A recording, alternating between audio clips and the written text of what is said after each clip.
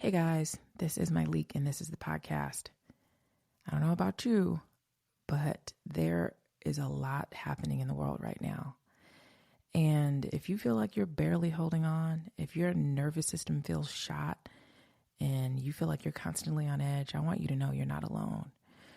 We are living through a time of some pretty relentless turbulence. There is economic uncertainty, political instability, a climate crisis, personal upheavals. It is all a lot. And here's what I want you to remember. This kind of chaos is not new. It might just feel new to us. And something that has been really helping me stay grounded in my life is normalizing things, understanding things, because I know I'm saying this is not normal. This is not normal. So every generation has had its unprecedented moment.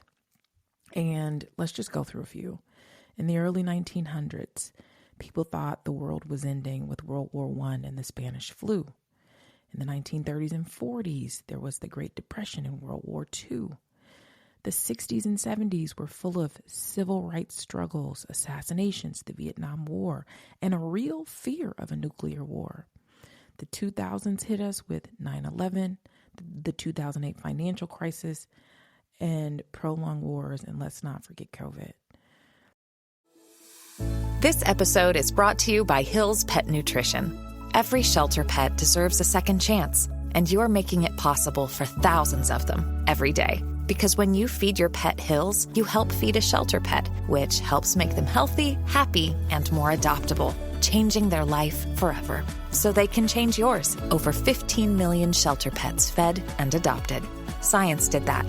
Visit hillspet.com/podcast to learn more.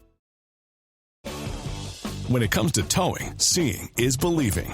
That's why Chevy Truck's advanced camera technology offers up to 8 available cameras for 14 unique views, so you can focus on the view that really matters. Chevrolet, together let's drive. Learn more about Chevy Trucks at Chevy.com. Safety or driver assistance features are no substitute for the driver's responsibility to operate the vehicle in a safe manner. Read the vehicle owner's manual for important feature limitations and information. The difference now is that we are plugged into everything all the time. We're more aware than ever, and that awareness comes at a cost. This constant stream of bad news, the doom scrolling, the never-ending cycle of crises, it keeps us in a state of hypervigilance. And when your body is constantly bracing for impact, it's easy to feel like you're not even living in it anymore. And so today, I want to talk about how to crawl or climb back into your body, how to get back online after a time when so many of us have been jilted by life events and the overwhelming noise of the world. How do we reground, rebuild trust in ourselves, and move forward with intention? And that is what I'm going to talk about today. Now, the earlier parts of my life coach training were incredibly holistic. There was a lot of time spent climbing back into our bodies, or as I like to call it, getting back online. I'm going to be straight up with you. I kind of rolled my eyes at the woo-woo part of the training because I have some natural resistance to some of these ideas, and knowing my history gives me some insight to why. It's hard to do yoga when you don't want to be bombarded with your thoughts. It's hard to sit still when your factory setting is go, go, go. And when you've spent years running on urgency, productivity, we see a lot of that online, productivity or sheer survival, the idea of slowing down, let alone reconnecting with your body, I mean, who are we, can feel uncomfortable and even unbearable. But here's what I've learned. Reconnecting with your body and trusting the wisdom of it isn't about subscribing to some mystical practice. It's about coming home to yourself in a way that makes your life feel more livable. It's about recognizing that your body isn't just a machine that gets things done. it is where you should fully experience your life. And for a long time, I thought I could outthink my way through everything. That if I just understood it or could make sense of it, I could manage it. But the truth is, you can't think your way out of disconnection. You can't think through much when you're fully offline with your body. You're going to have to feel your way back into it. Now, I know this might sound terrifying for those of us who've spent years compartmentalizing, suppressing, or just powering through. But here's the thing. Your body has been holding you up even when you weren't paying attention to it. It's been speaking to you in exhaustion. It's those tight shoulders and that sense of unease you can't quite name. You ever have that feeling like, wake up, it's like, ugh, I'm feeling something. Like I know I can't put my finger on it, but I know I'm feeling something. Most of us have been overriding our settings for years. That's what I noticed. We've been overriding our settings for years. We've felt pain, tingling, tightness, persistent nausea, headache, loss of appetite, brain fog, lumps in our throat. I can keep going. We've been overriding these settings, or we've been medicating these feelings.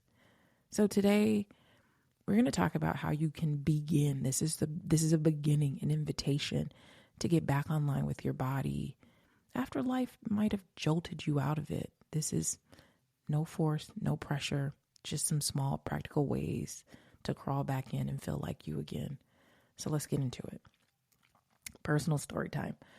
I ran track most of my childhood until early adulthood.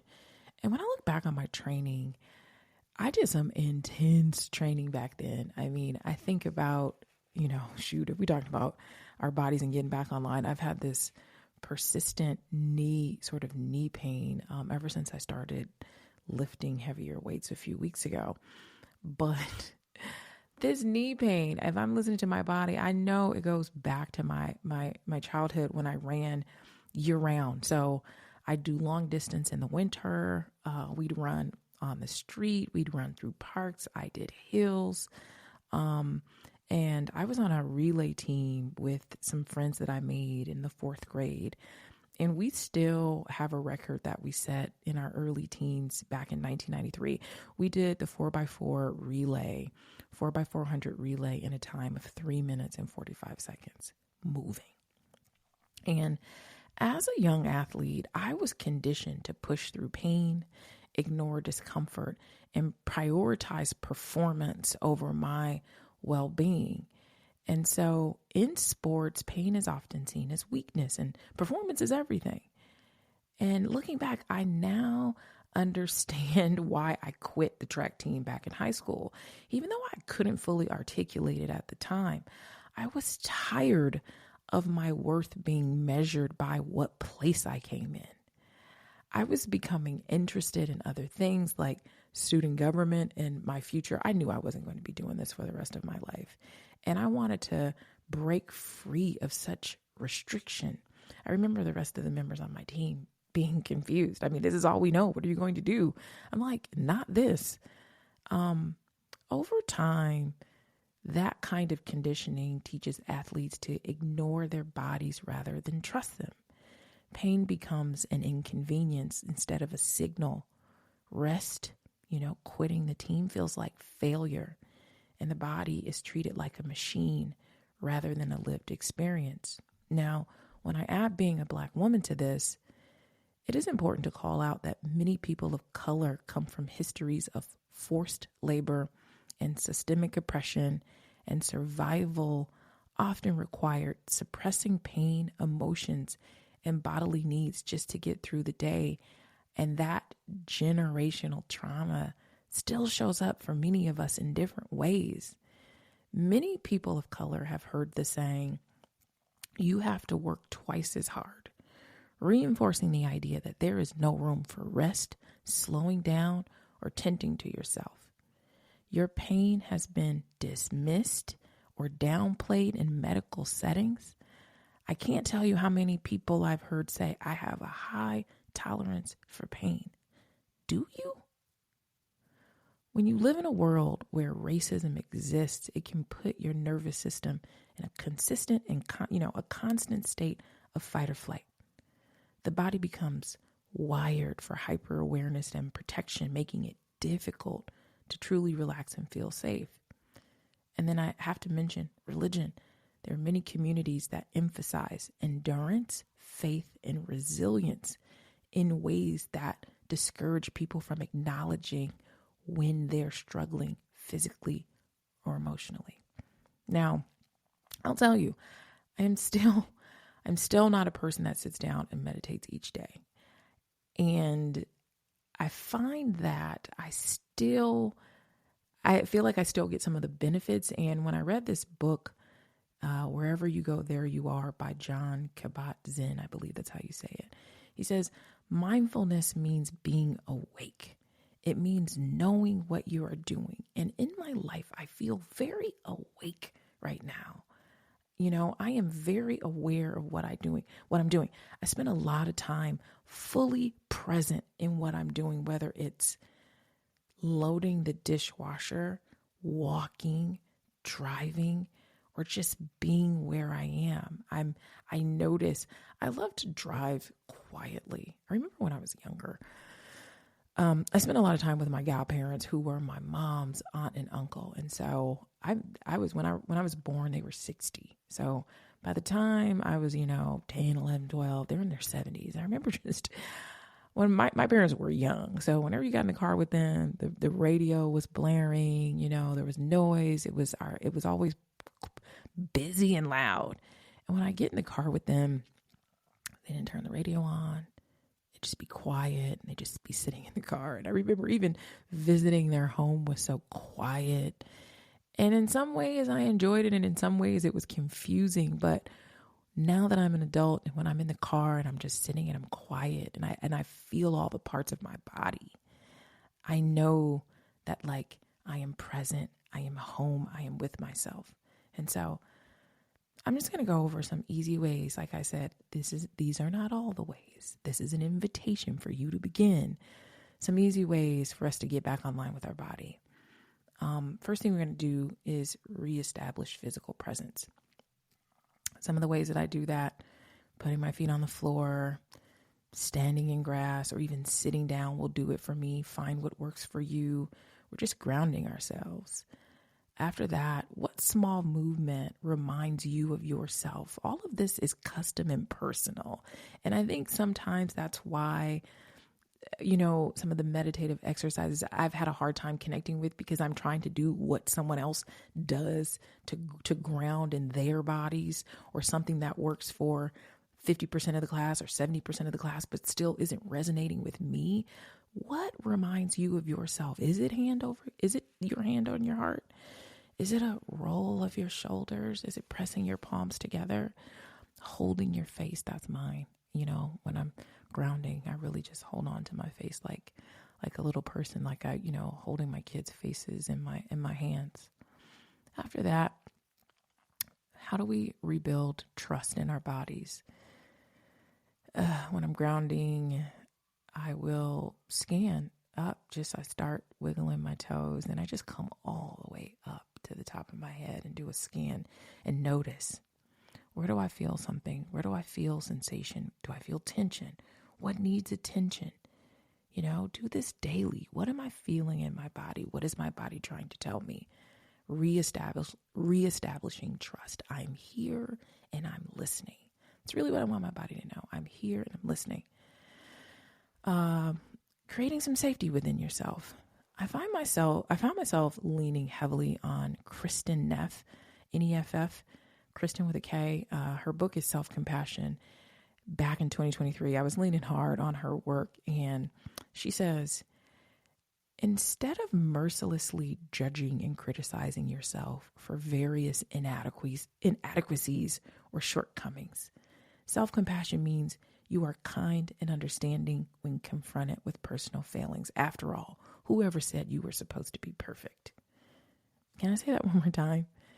Instead of mercilessly judging and criticizing yourself for various inadequacies or shortcomings, self-compassion means you are kind and understanding when confronted with personal failings. After all, whoever said you had to be perfect? This is like a random segue, but I've noticed as a parent, and I fancy myself mostly a conscious or intentional parent, but I've noticed whenever the phrase gentle parenting gets thrown out, there's a lot of resistance in our culture, and it makes me wonder if being gentle with children feels controversial because it is hard for you to be gentle with yourself. This episode is brought to you by Abercrombie. Build your fits of the day with Abercrombie's newest denim drop. Here's where to start. Abercrombie's 90s straight jean goes with any shirt from tees to sweater polos. Super versatile. Their loose and baggy jeans are more trend forward, so you can grab those and go out with your friends. Abercrombie's denim fits come in a range of washes. Build your looks around Abercrombie denim. Shop online or in store. Just thinking about that. Let's go back. In the spirit of woo-woo, I can tell you that, holding my hand to my heart when I feel anxious and saying, I'm not trying to push you away. You're safe. I'm safe has helped immensely. This all feels very woo-woo because I don't know why speaking kindly to myself feels woo-woo, but there was a time when I spoke very harshly, often and easily. And so it's different, it feels different to do something and say something and practice kindness and speak to myself in this way. But I have found, like I said, this self-compassion has been so helpful for me in speaking to myself. Taking the time to speak gently or more kind with myself has been helpful. Something else to consider, make room for joy, small movements. I've noticed in some of my work with people that we just don't get enough movement intentionally. And I think because, when we think about movement, it feels like, oh my God, I don't want to have to sign up for the class. It's like signing up for all these different classes and the wait list and the place that you want to go. And then it's raining, it's far, I don't have the right outfit, movement. It sometimes just it can feel daunting. And so I'm like, what can we do that's really small? What can we do that's really small? Getting out of bed and doing 3 stretches, parking further away from wherever you're going and just doubling or tripling the distance of the walk. Lately I've been walking to the grocery store, rain or shine. I walked to the grocery store in the snow the other day. I almost bust my butt walking across the street, but I was just like, more movement, leaning less on my car, music you love, playlists, what is it that you can just turn on and vibe to? Anything that makes you laugh. The other day, I was reading, I have one particular friend who consistently sends me the funniest things that can be found online. And I was standing in line at Starbucks, and my face must have exploded with joy because this man turned around and was like, I don't know what is on your phone, but whatever it is, like I could use some of that, and we just started cracking up together, anything that makes you laugh, play, lots of play. So you got some homework this week. I want you to take one moment to ask your body what it needs. Then I want you to listen and follow through. So if you can't do it, tune in one day, listen and follow through the next day. Try to do it all. Put all the pieces together. A few months ago, my hips were just burning, and I got online with my body, and I'm like, what is this about? Body was clear as day. Walk. You need to move. I was so buried in my work and sitting at my desk for hours and hours and hours during the day, and my body was spot on, and I knew it.